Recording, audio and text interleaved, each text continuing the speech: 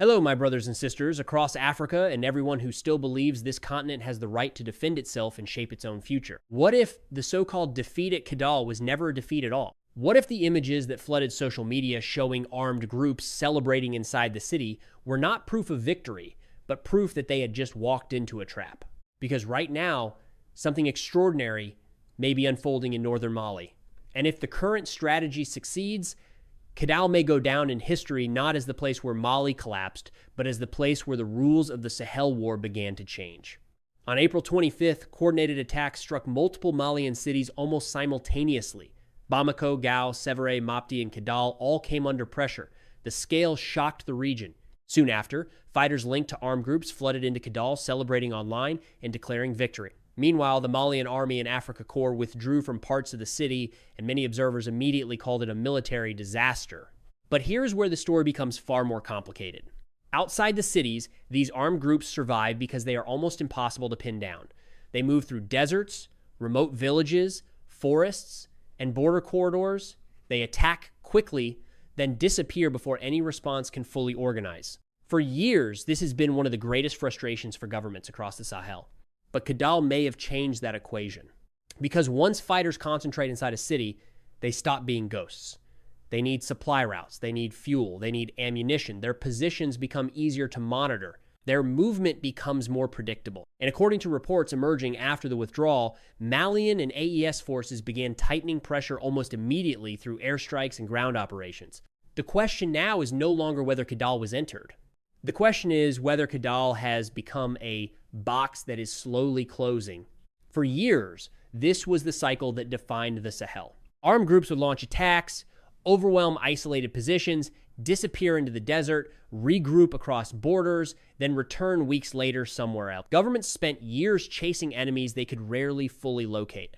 The terrain itself became part of the insurgency. That is why some analysts now believe Kidal may represent something very different. Because the moment armed fighters flooded into the city celebrating victory, they may also have concentrated themselves into a much smaller operational space. And in modern warfare, concentration creates vulnerability. Reports following the withdrawal suggested that Mali and its AES partners quickly intensified pressure around the region. Air operations increased. Strategic routes began facing tighter surveillance. And the geography around Kidal suddenly became far less favorable for the armed groups than the open desert had been. To the north lies the Algerian border, politically complicated after growing tensions between Bamako and Algiers. To the south and east, Malian and allied pressure continues to build. What once looked like a symbolic victory may now be turning into a dangerous trap. This is why the decision by AES to reject any humanitarian corridor for armed combatants is so important. Many people hear the words humanitarian corridor and immediately think about peace, but military planners often see something else. They see the possibility of escape, regrouping, rearmament, and eventually another war. That lesson was burned deeply into modern conflict history after Syria. In Aleppo during 2016, encircled fighters were allowed to leave through negotiated corridors. At the time, many international observers celebrated it as a humanitarian breakthrough. But years later, several of those same factions rebuilt their strength elsewhere and eventually returned to reshape the Syrian battlefield once again. AES leaders clearly understand that precedent, and the message now coming from Bamako appears uncompromising. The era of attack, retreat, regroup, and return may be coming to an end. If that happens, Kidal will no longer be remembered as a captured city. It will be remembered as the place where the war itself began to change. What is happening now is larger than one battlefield. Because Kidal is no longer just a military confrontation between Mali and armed groups, it is becoming a test of whether the alliance of Sahel states can truly function as a new regional security system. For years, critics argued that Mali, Burkina Faso, and Niger could not survive without direct Western military support. They claimed the Sahel was too unstable, too divided, and too dependent on foreign structures to secure itself.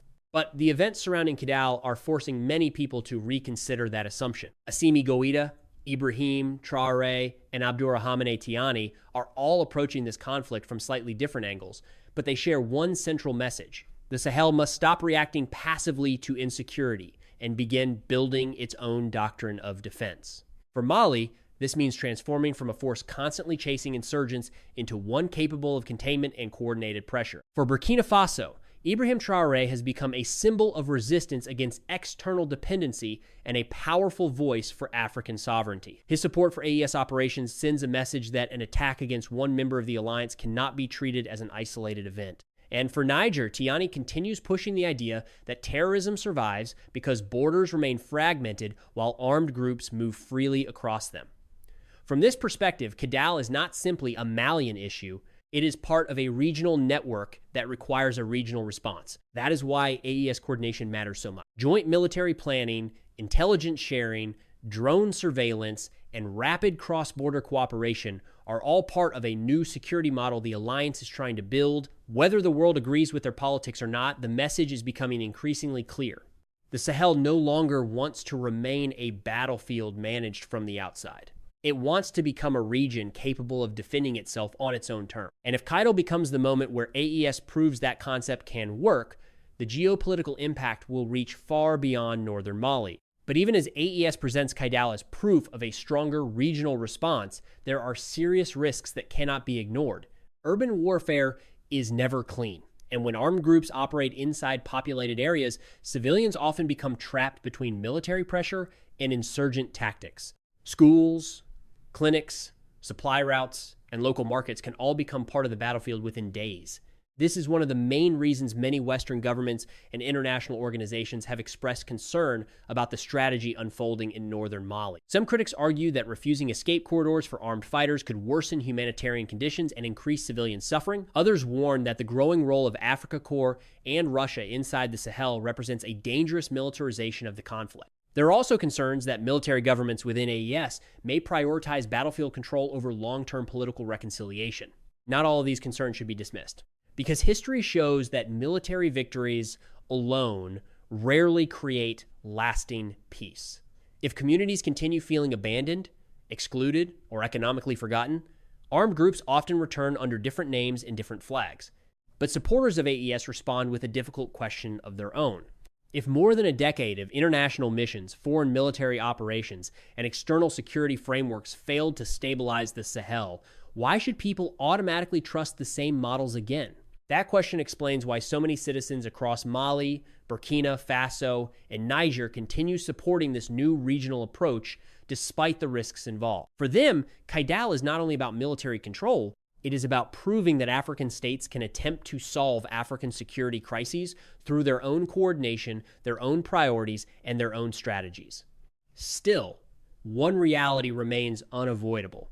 A government may recover territory through force, but trust, stability, and national unity can only survive if ordinary people eventually see justice, opportunity, and protection return with it. So the real question after Kidal is not simply who controls the city. The real question is what comes next. Because history has already shown that many territories across the Sahel can be captured militarily and then lost again politically. Armed groups do not survive only because they carry weapons. They survive because instability, poverty, weak governance, and abandoned communities create spaces where extremism can continue growing. That is why the future of Kidal may ultimately depend less on airstrikes and more on what Bamako builds after the fighting slows down. Will schools reopen? Will hospitals function again? Will roads, trade routes, and local markets return to normal life? Will northern communities finally feel included in the national future of Mali instead of permanently treated as distant frontier regions? These questions matter because military pressure can destroy armed networks, but only political trust can prevent new ones from emerging. And this is where the wider African lesson begins to appear. Countries across West Africa are watching carefully. Ghana, Benin, Togo, and Cote d'Ivoire all understand that insecurity spreading through the Sahel does not stop at borders. If one state collapses into permanent instability, pressure eventually moves outward across the region. That is why many governments are now being forced to rethink old security assumptions. Kidal may become proof that regional coordination, faster military cooperation, and stronger sovereignty can change the battlefield. But it may also become a warning that military success without political inclusion cannot create lasting peace. What is unfolding now is bigger than one city. It is a debate about how Africa will defend itself in the future. Will the continent continue relying on outside frameworks that many citizens no longer trust? Or will African states attempt to build their own systems, their own alliances, and their own security doctrine despite the enormous risks involved? In the coming weeks, all eyes will remain on Kidal, not only to see who wins the battle, but to see whether the Sahel is entering an entirely new era. Follow this channel if you want to understand Africa through the perspective of Africans. Because in geopolitics, power never waits, and Africa may no longer be willing to wait either.